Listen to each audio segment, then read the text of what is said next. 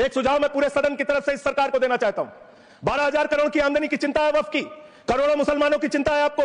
एक अपने दोस्त को पकड़ के लाइए नीरव मोदी को, 20,000 करोड़ वसूलिए, 12,000 करोड़ वक्फ को दीजिए, 8,000 करोड़ अपने पास रखिए। आप मुसलमानों का भला कर रहे हैं, आप मुसलमानों का भला कर रहे हैं। दोनों सदन में एक भी सदस्य, दोनों सदन में सिर्फ एक सदस्य गुलाम अली को छोड़ के एक भी सदस्य आपका मुसलमान नहीं है। आप मुसलमानों का भला कर रहे हैं। को जवाब दूंगा। मैं सिर्फ इतना ही कह रहा हूं कि संजय सिंह इतना तर्कहीन बात करते हैं, जवाब देने के लिए जगह भी नहीं है। वो पॉइंटलेस बात करता है, बिल से संबंधित नहीं, इधर उधर का बात करता है। पॉइंट में बात कीजिए, मैं जवाब दूंगा बाद में। तुमसे प्यार है, आज भी है और कल भी रहेगा। मैंने सुना आपका गाना। श्री संजय सिंह, दोनों ही कह रहे हैं एक दूसरे को। धन्यवाद मान्यवर, आपने एक अत्यंत महत्वपूर्ण बिल पे मुझे अपनी बात कहने का मौका दिया। मैं जैसे उदय प्रताप जी की चंद पंक्तियों से अपनी बात शुरू करूंगा। न मेरा है न तेरा है, ये हिंदुस्तान सबका है, नहीं समझी गई ये बात तो नुकसान सबका है। न तेरा है न मेरा है, ये हिंदुस्तान सबका है, नहीं समझी गई ये बात तो नुकसान सबका है। जो आकर मिल गई इसमें वो दिखलाई नहीं देती, जो नदियां मिल गई इसमें वो दिखलाई नहीं देती, महासागर बनाने में मगर एहसान सबका है, महासागर बनाने में मगर एहसान सबका है। मान्यवर, हम लोग बचपन से एक शब्द सुनते आए, सरकार माई बाप। सरकार माई बाप यानी कि जो सरकार होती है वो लोगों की माई बाप होती है, मां की तरह ख्याल रखती है, पिता की तरह ख्याल रखती है। लेकिन अगर कोई सरकार अपने बच्चों को उसका गला घोटने पे उतारू हो जाए तो वो फिर सरकार निष्पक्ष सरकार नहीं है, नहीं है मान्यवर। वो सौतेली मां है, वो सौतेली मां है, उसका व्यवहार सौतेला है। और आज आप जो काम कर रहे हैं इस बिल के माध्यम से, आप बाबा साहब डॉक्टर भीमराव अंबेडकर जी के द्वारा लिखे गए संविधान की हत्या कर रहे हैं।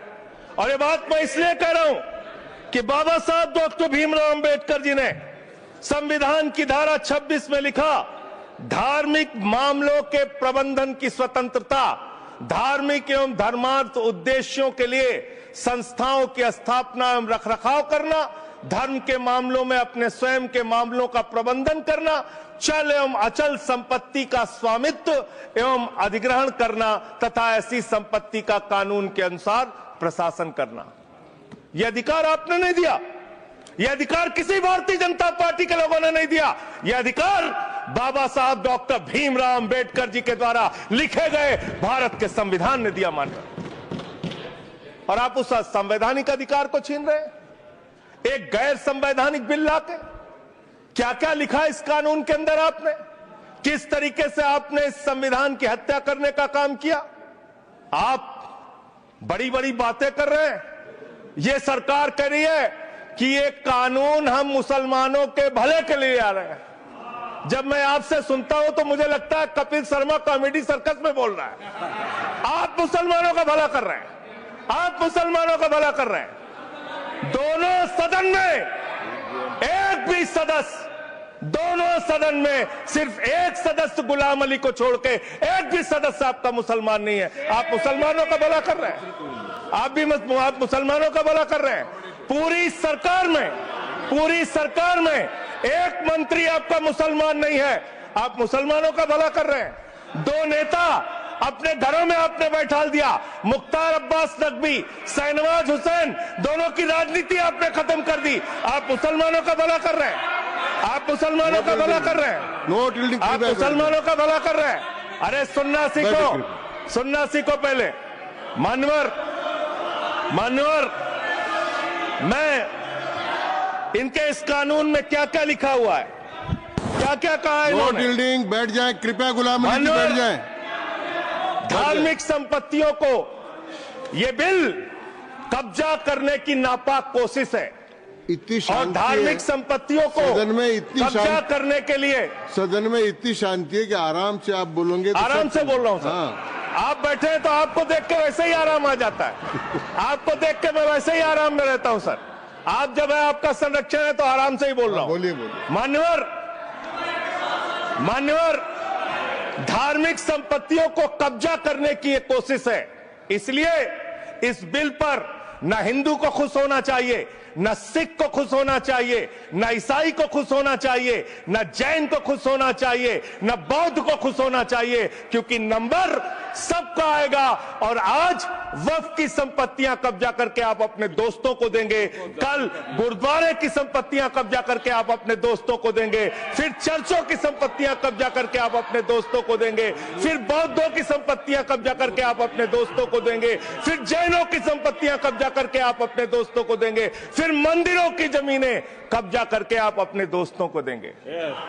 आप तो वो लोग हैं जिन्होंने प्रभु श्री राम के मंदिर में भी घोटाला किया। मान्यवर, प्रभु श्री राम के मंदिर के जमीन में घोटाला किया। मैं कागज दूंगा सर, मैं कागज दूंगा। कर दिया मैंने। ये लोग राम मंदिर में घोटाला करने वाले लोग हैं। राम मंदिर की जमीन का चंदा खाने वाले लोग हैं सर। ये लोग 2 करोड़ की जमीन 5 मिनट में 18 करोड़ में बेची सर इन लोगों ने। 16.5 करोड़ का घोटाला किया, 18.5 करोड़ में जमीन बेची। ये राम मंदिर में घोटाला करने वाले लोग हैं सर। मान्यवर, अरे प्रभु श्री राम के नाम का पैसा खाते हो तुम लोग। अरे बैठ जाओ, राम मंदिर का पैसा खाते हो। अरे राम मंदिर में घोटाला करते हो, बैठो। अरे राम मंदिर का चंदा खाते हो। अरे चंदा चोरो बैठो, चंदा चोरो बैठो, चंदा चोरो बैठो, बैठो चंदा चोरो, चंदा चोरो बैठ जाओ। चंदा चोर हो तुम लोग चंदा चोर हो, चंदा चोर हो तुम लोग, चंदा चोर हो, चंदा चोर हो, चंदा चोरो बैठो। 1 मिनट को प्लीज। चंदा चोरो बैठो। सभापति महोदय, Shri Gajendra Singh ji. Sir, I am not yielding sir, I am not yielding. सदस्य ने चंदा चोरी किया इन्होंने सर।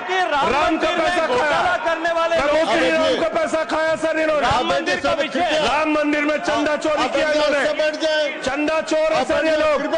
इन्होंने प्रभु श्री राम का चंदा खाया। कृपया बैठ जाए। चंदा चोरी किया सर। कृपया बैठ जाए।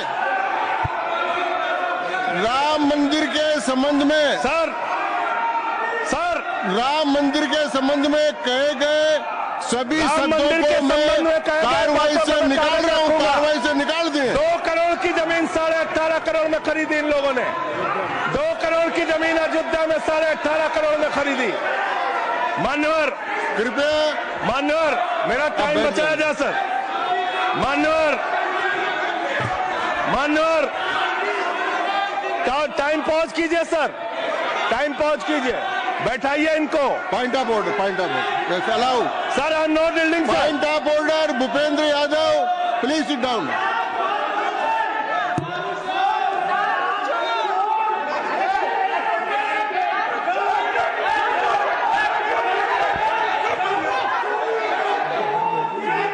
भाई पॉइंट ऑफ ऑर्डर मैंने दिया। आप जाइए स्थान पर, कृपया अपने स्थान पर जाएं। मैंने व्यवस्था का प्रश्न उठाने का मौका दिया भूपेंद्र जी यादव को। आप सब लोग अपने स्थान पर जाएं। कृपया अपने स्थान पर चले जाएं। कृपया अपने स्थान पर जाएं। सबको चोर बना, कृपया बैठे। चोरी में जेल दे रहे हैं। मैंने भूपेंद्र जी, कृपया बैठ जाए। कृपया श्री भूपेंद्र यादव सर। मैं पहले Bhupendra ji. Yes sir. Bhupendra Yadav sir. Madan ji Rathore, कृपया बैठ जाएं। सर ये कृपया, मैंने भूपेंद्र जी यादव को व्यवस्था का प्रश्न उठाने की अनुमति दी है, लेकिन मैं पहले बता दूं कि राम मंदिर के बारे में जो कुछ इनको कहा मैंने उसको एक्सपेंस कर दिया है, वो कार्रवाई का हिस्सा नहीं है। आप बोलिए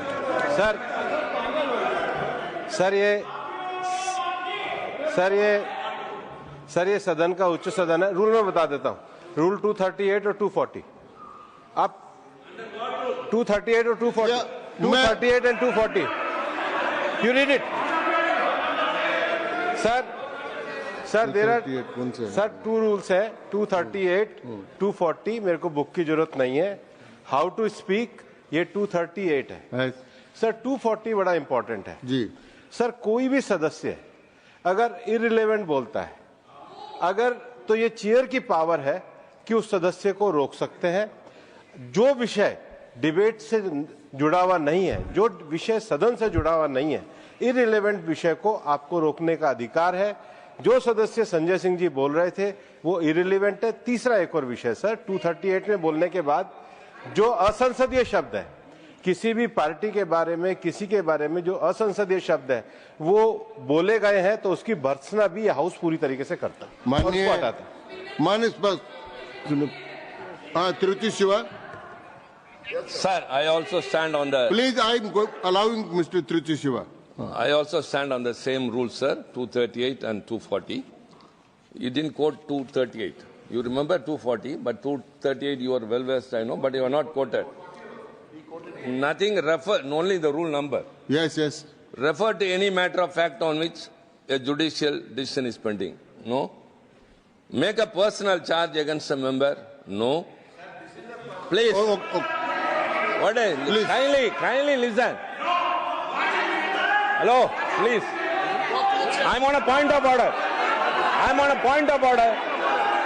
I'm on a point of order. Point of order आपने अलाउ किया है। What is that? Point of order आपने अलाउ किया है। Rule 240. बैठ जाए। Sir, सुन ले एक बार। sir. मैं निर्णय मुझे करना, आप तो सुन तो लें। आप बैठे। Sir, what's only 240. 240 which is मैंने quoted, दोनों sir. 238, Sir, sir. 240 दोनों देख लिए। Please, sir. हाँ। Rule 240 says, the chairman, after having called the attention of the council to the conduct of a member who persists in irrelevance or in tedious repetition, you didn't call, sir. Whether it is irrelevance or repetition has to be decided by the chair. So, the chairman. आप सुनो ना भाई, please Hello, listen. please.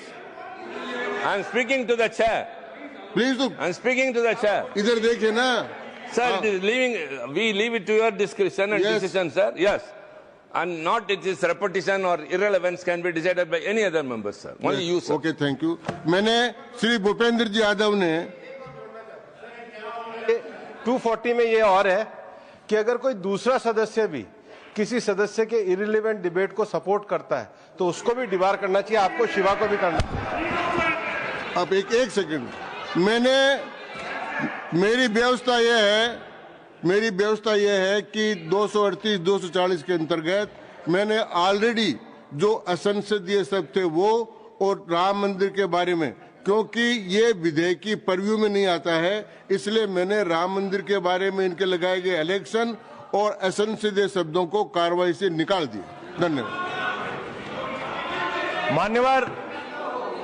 मान्यवर, आपने कहा कि इससे आप पिछड़े मुसलमानों का भला करने जा रहे हैं। सुनने में बहुत अच्छा लगता है कि आप पिछड़े मुसलमानों का भला करने जा रहे हैं। आपने इसमें कहा कि आप महिलाओं का भला करने जा रहे हैं। सुनने में बहुत अच्छा लगता है कि आप महिलाओं का भला करने जा रहे हैं, लेकिन ये सरकार और यहां पे इस समय मंत्री जी नहीं है, मैं उनसे पूछना चाहता हूं, आप देश को और सदन को गलत जानकारी क्यों दे रहे हैं? मानवर, 2013 के वक्फ बिल में जो भारतीय जनता पार्टी की सहमति और सहयोग से पास हुआ, उसमें भी महिलाओं के लिए आरक्षण था। मना कर दीजिए कि नहीं था, मना करिए कि हम गलत बोल रहे हैं। मानवर, मंत्री जी ने कहा 1 करोड़ सुझाव आया। मैं आपसे पूछना चाहता हूं, कितने करोड़ ईमेल आए, कितने करोड़ पत्र आए, कितने करोड़ सुझाव आए? पूरे देश को जानकारी दीजिए, और मैं आपको दावे के साथ कह सकता हूं, जब पूरा सच सामने आएगा तो देश को पता चलेगा कितने लोग इस बिल के विरोध में थे, कितने लोग इस बिल के समर्थन में थे।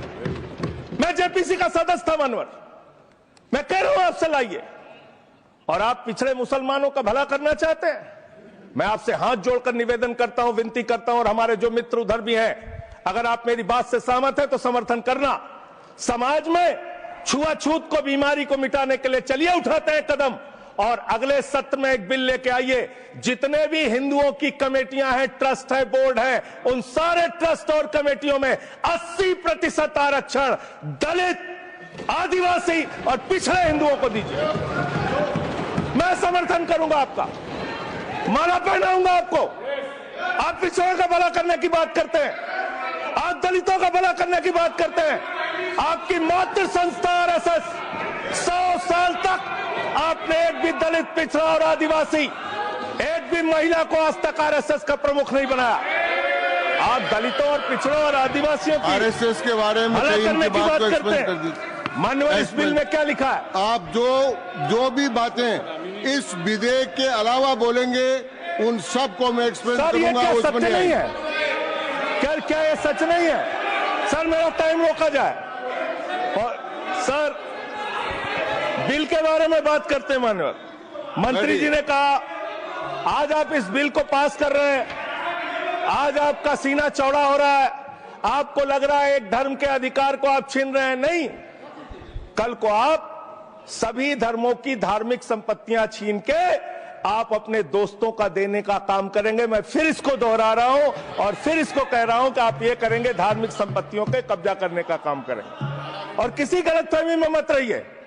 आपको लोकसभा के चुनाव में मात्र 36% वोट मिला है। इस देश की 64% आबादी आज भी आपके खिलाफ है, आज भी आपके खिलाफ खड़ी है। किसी गलतफहमी में मत रहिए। बड़ी बड़ी सत्ता उखड़ गई और चली गई। मान्यवर, आपने इसमें लिखा बिल के अंदर कि वक्फ कमेटी के अंदर गैर मुसलमान इसका सदस्य बन सकता है। आप क्या गुरुद्वारा कमेटी के अंदर गैर सिख को मेंबर बना सकते हैं? क्या ईसाई कमेटी के अंदर गैर ईसाई को सदस्य बना सकते हैं? क्या बौद्धों की कमेटी के अंदर गैर बौद्ध को, क्या जैनों की कमेटी के अंदर गैर जैन को आप मेंबर बना सकते हैं? और इतना ही नहीं, क्या आप हिंदुओं के ट्रस्ट में, मंदिर के ट्रस्ट में आप क्या गैर हिंदू को मेंबर बना सकते हैं? नहीं बना सकते, नहीं बना सकते। आप एक झूठ फैला रहे हैं देश भर में झूठ फैला रहे हैं। आप कह रहे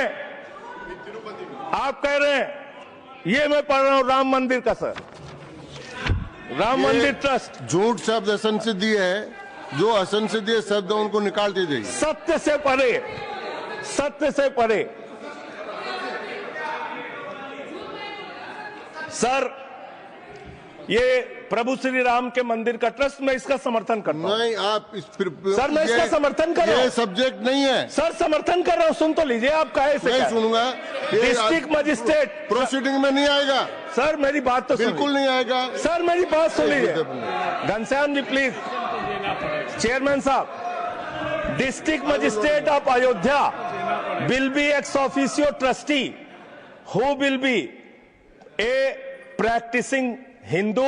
If the DM is not Hindu, then additional district magistrate will be an ex officio member of the trust. हम इसका समर्थन करते हैं सर। हिंदू धर्म के ट्रस्ट में हिंदू को मेंबर होना चाहिए, आपने लिखा, हम इसका समर्थन करते हैं। लेकिन आप दूसरे धर्मों के ऊपर कह रहे हैं। कल को आप गुरुद्वारा कमेटियों में कहेंगे सिख नहीं, दूसरे धर्म के लोग इसमें आएंगे। कल को आप जैन कमेटियों में घुसड़ेंगे, बौद्धों की कमेटियों में घुसड़ेंगे। ये बात गलत है, ये पूरी तरीके से गलत है। और आज पूरे देश को आप बताइए, मान्यवर, पूरे देश को आप बताइए, 2009 में आपने अपना घोषणा पत्र जारी किया था, मैनिफेस्टो। ये मैनिफेस्टो आपका लेके आया हूं, ये तो आपका डॉक्यूमेंट है, मेरे घर नहीं बना। इस मैनिफेस्टो में लिखा है इन्होंने कि 2009 के मैनिफेस्टो में लिखा है कि वक्फ की जमीनों पर जो अवैध कब्जे हुए हैं, के.आर. रहमान की कमेटी की रिपोर्ट के हिसाब से हम मुस्लिम धर्म गुरुओं के साथ बातचीत करके उसको खाली कराने का काम करेंगे। कितना दोहरा चरित्र है आपका। आपने कहा वक्फ की जमीनों को खाली कराने का काम करेंगे जिसपे कोई और कब्जा कर रखा है। मान्यवर, एक और बात, सुप्रीम कोर्ट के अंदर आप कह रहे हो कागज चाहिए, कागज चाहिए। मंत्री जी ने कहा कागज चाहिए। मंत्री जी, आपको कागज की बहुत जरूरत होती है, कागज आपको चाहिए।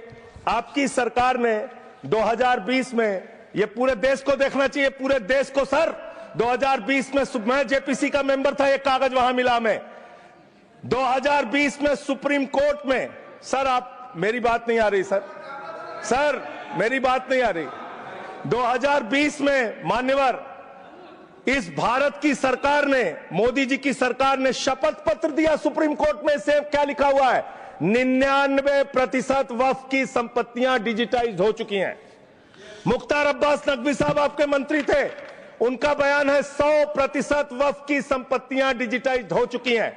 तो जब आप सारी संपत्तियां डिजिटाइज कर चुके हैं, सब कुछ ऑनलाइन कर चुके हैं वामसी पोर्टल में, सारे कागजात जांच चुके हैं, तो क्या आप फसाद कराने के लिए फिर से कागज मांग रहे हैं? फसाद कराने के लिए आप फसाद कराने के लिए कागज मांग रहे हैं? आप फसाद कराने वाले हिंदू हैं, हम सौहार्द फैलाने वाले हिंदू हैं। यह बुनियादी फर्क है, यह बुनियादी फर्क है आप में। आप देश भर में फसाद, नफरत, लड़ाई, झगड़ा कराने का काम करते हैं। मान्यवर, मैं अंत में आप लोगों से सिर्फ एक ही बात कहना चाहता हूं कि आज सच्चर कमेटी की रिपोर्ट की बात कही गई और कहा गया 12,000 करोड़ की आमदनी हो सकती थी। एक सुझाव मैं पूरे सदन की तरफ से इस सरकार को देना चाहता हूं। 12,000 करोड़ की आमदनी की चिंता है वक्फ की, करोड़ों मुसलमानों की चिंता है आपको। एक अपने दोस्त को पकड़ के लाइए, नीरव मोदी को 20,000 करोड़ वसूलिए, 12,000 करोड़ वक्फ को दीजिए, 8,000 करोड़ अपने पास रखिए। 8,000 करोड़ का आपको मुनाफा होगा, 12,000 करोड़ वक्फ को दे दीजिए, करोड़ों मुसलमानों का भला हो जाएगा। मान्यवर, अंतिम बात कह के आपने कहा सच्चर कमेटी की रिपोर्ट से 12,000 करोड़ की आमदनी की बात कही गई है। अर्ध सत्य मत बोलिए, पूरा सत्य बोला कीजिए। सुविधाजनक सत्य मत बोलिए, पूरा सच बोला कीजिए। मंत्री जी, इसमें लिखा हुआ है सच्चर कमेटी की रिपोर्ट में कि भारत की सरकार ने, राज्यों की सरकार ने अलग अलग राज्यों में अलग अलग जगहों पे 365 वक्फ की संपत्तियां कब्जा कर रखी हैं। आप उसके बारे में नहीं बताते, आप अर्ध सत्य बोलते हैं। मैं तो जेपीसी का मेंबर रहा हूं, मुझे सब पता है। तो इसलिए मान्यवर, आप फैला रहे हैं झूठ, ट्रिब्यूनल के फैसले, बस खत्म सर, खत्म। असत्य, सत्य से परे मान्यवर, सत्य से परे मान्यवर। ट्रिब्यूनल के लिए आप कह रहे हैं उसको अपील नहीं की जा सकती। हाई कोर्ट का फैसला ट्रिब्यूनल के फैसले के खिलाफ आया है, सुप्रीम कोर्ट का फैसला ट्रिब्यूनल के फैसले के खिलाफ आया है। आपने कहा 5 साल का प्रैक्टिसिंग मुस्लिम होना चाहिए। कैसे प्रैक्टिसिंग मुस्लिम तय करेंगे सर? आप क्या मुसलमानों के घर में सीसीटीवी का कैमरा लगाएंगे? कौन नमाज पढ़ रहा है, कौन नमाज नहीं पढ़ रहा है, कौन मुसलमान है, कौन मुसलमान नहीं है? आपने मान्यवर ऐसे प्रावधान इसमें रखे हैं जो बड़े अजीब हैं, जो अपने आप में ये बताते हैं कि आपकी मंशा सिर्फ देश में झगड़ा कराने की है, नफरत फैलाने की है, फसाद कराने की है। आपकी मंशा कहीं भी मुसलमानों का या किसी वर्ग का भला करने की नहीं है। बस एक अंतिम बात कह के अपनी बात समाप्त करूंगा। ये काम आपने देश के अंदर बहुत अच्छा शुरू कर दिया। आप एक काम करते हैं, देखो मुसलमानों को ठीक कर रहा हूं, दूसरी तरफ महंगाई बढ़ रही है, नुकसान हिंदुओं का। 94 लाख करोड़ रुपए शेयर बाजार में डूब रहा है, नुकसान हिंदुओं का। 11 लाख बच्चे स्कूलों से बाहर निकल गए, नुकसान हिंदुओं का। तो मुसलमानों को ठीक करने के नाम पर आप नुकसान देश के करोड़ों हिंदुओं का भी कर रहे हैं। इसलिए ये सब बातें करके देश में आप नफरत फैला के ये सब झगड़े फसाद के काम मत कीजिए। और अंत में आपसे एक ही बात कहना चाहता हूं, अभी भी वो मौका है इस बिल को जो गैर संवैधानिक है, जो बाबा साहब के संविधान के खिलाफ है, इसको वापस लीजिए। धन्यवाद।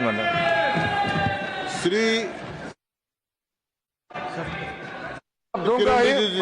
संजय सिंह जी को मैं जवाब देना चाहता हूं, सबका जवाब देंगे, लेकिन समस्या ये है, माननीय मंत्री जी को हस्तक्षेप करने का अधिकार है। जब मैं when I reply to everybody, please, मैं सबको जवाब दूंगा। मैं सिर्फ इतना ही कह रहा हूं कि संजय सिंह इतना तर्कहीन बात करते हैं, जवाब देने के लिए जगह भी नहीं है।